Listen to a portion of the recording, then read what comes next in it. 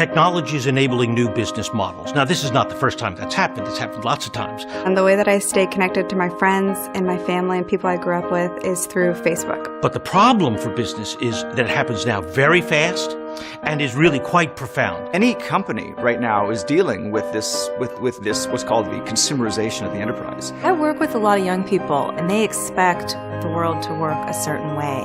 From the time I was in elementary school all the way through college, it's been about working in groups, collaborating. Social media is accelerating that process. People are living their lives on their iPhones. You want everything to happen through your phone.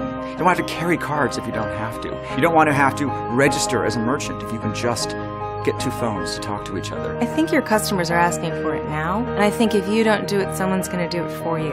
The only way to prepare for the future is to be immensely flexible so that whatever it brings, you can adapt. And I don't think it's particularly the technology that's so disruptive here as it is that way of thinking, that everything is hackable. You're now able to connect machines and networks in new ways. All these bits of electronics could be talking to each other. Let's take a very conventional sentence. I drove my car to work. I think every word in that sentence is wrong. Imagine if every car knew where every other car was. Everyone says you shouldn't text and drive. What you shouldn't do is drive. And what you start to see is that you can walk down the street and the world is visible to you. This pothole has been reported to the city of San Francisco. Over there is an apartment that's for rent. There's a cab, half a block from you. Face recognition, biometrics, proximity sensing, location awareness, all those are going to happen. That's absolutely right. But what they'll create is invariably a surprise. I don't want any of that stuff.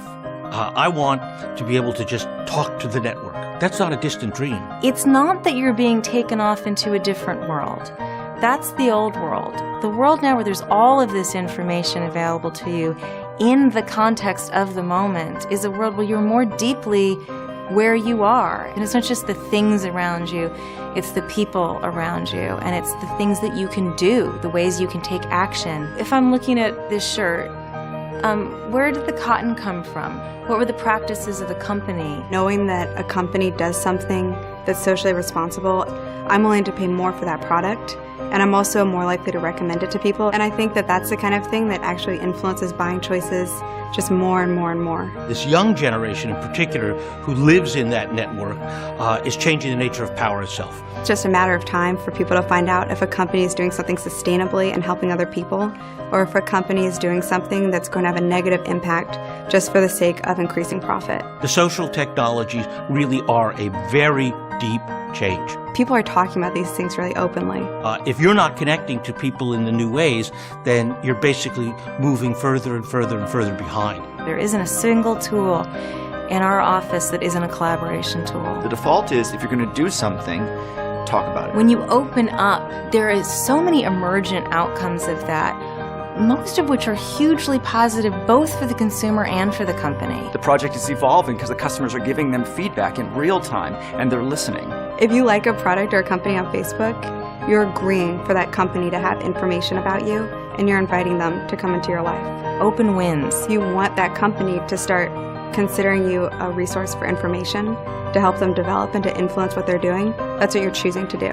It is a community, a collaboration. It is a project done in public with the customers. I think that nature of collaboration is really quite fundamental. And I think it is really one of the most hopeful things for the future.